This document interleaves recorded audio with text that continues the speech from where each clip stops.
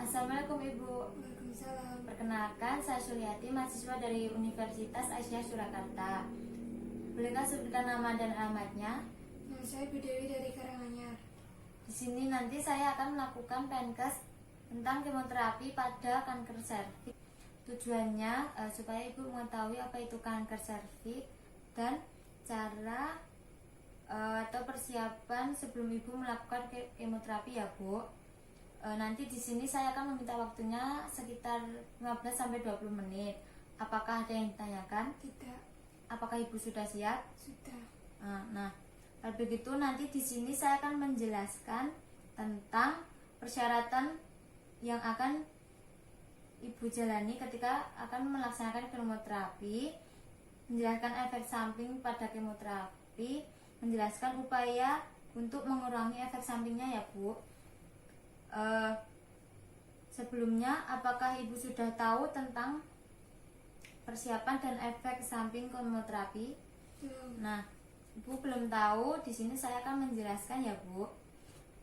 Kanker serviks yaitu kanker yang terjadi di leher rahim atau pintu masuk rahim dari vagina.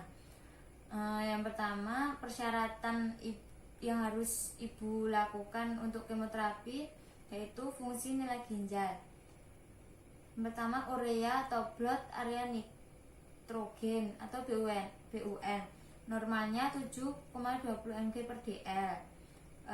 Kemudian kreatin, lihat sisa hasil pemecahan otot yang dibuang melalui ginjal.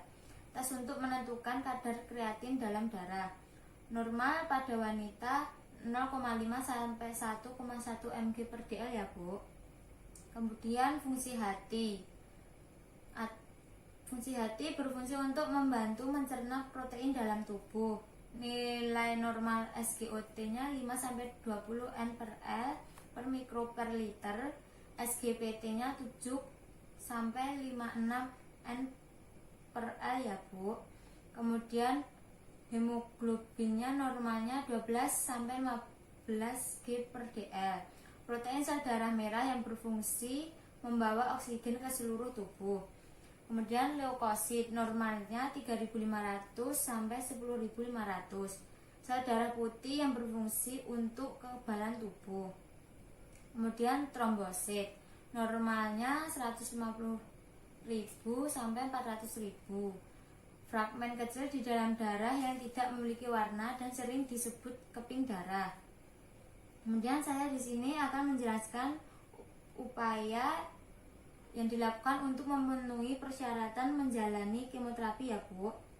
Yang pertama, mengonsumsi makanan tinggi kalori, tinggi protein. Yang kedua, mengkonsumsi makanan mengandung antioksidan atau buah dan sayur seperti buah beri, stroberi, raspberry, cranberry. Kandungan senyawa fitokimia dan zat lutein yang berfungsi mencegah pertumbuhan sel kanker. Kemudian cukup istirahat, tidur yang optimal guna mempercepat penyembuhan kanker. Kemudian minum minimal 2000 ml per hari yang berfungsi untuk mengurangi dehidrasi pada tubuh dan kulit. Kemudian efek samping kemoterapi yang pertama, rambut rontok. Kemoterapi menargetkan semua sel yang dapat membelah dengan sangat cepat, sehingga folikel rambut yang berfungsi menumbuhkan rambut juga akan menghancurkan sel-sel rambut. Kemudian mual dan muntah, bahan kimia produk samping yang memicu mual dan muntah. Ketiga, kulit kering. Pengaruh obat kemoterapi, lingkungan dengan kelembapan rendah, pemakaian sabun antiseptik ruangan ber-AC.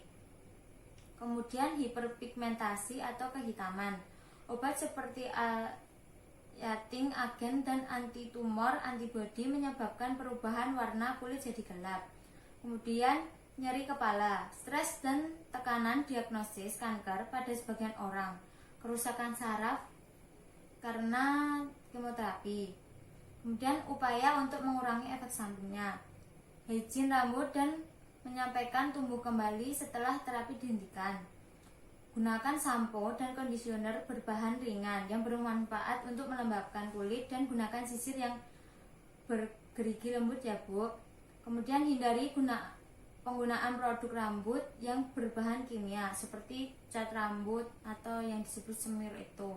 Kemudian menggunakan lotion tanpa kandungan alkohol. Gunakan lotion yang cocok dengan jenis kulit dan mengandung vitamin E untuk menambah kadar pada kulit. Gunakan sunscreen dan aloe vera atau lidah buaya yang berfungsi untuk melembabkan kulit. Kemudian menganjurkan makan sedikit tapi sering, jenis yang tidak merangsang mual dan muntah. Konsumsi makanan yang mudah dicerna seperti roti kering dan usahakan untuk mengunyah dengan perlahan ya Bu. Hindari banyak minum ketika makan. Hindari makanan hangat dan panas karena akan menyebabkan semakin muntah. Hindari berbaring setelah makan.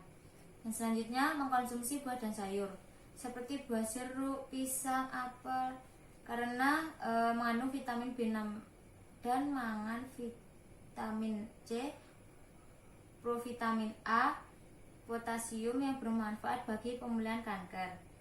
Bayam, selada, buncis, kacang-kacangan, wortel dan mengandung vitamin A, B, D, E, dan K dan zat besi yang membantu sirkulasi yang baik dari oksigen dan darah.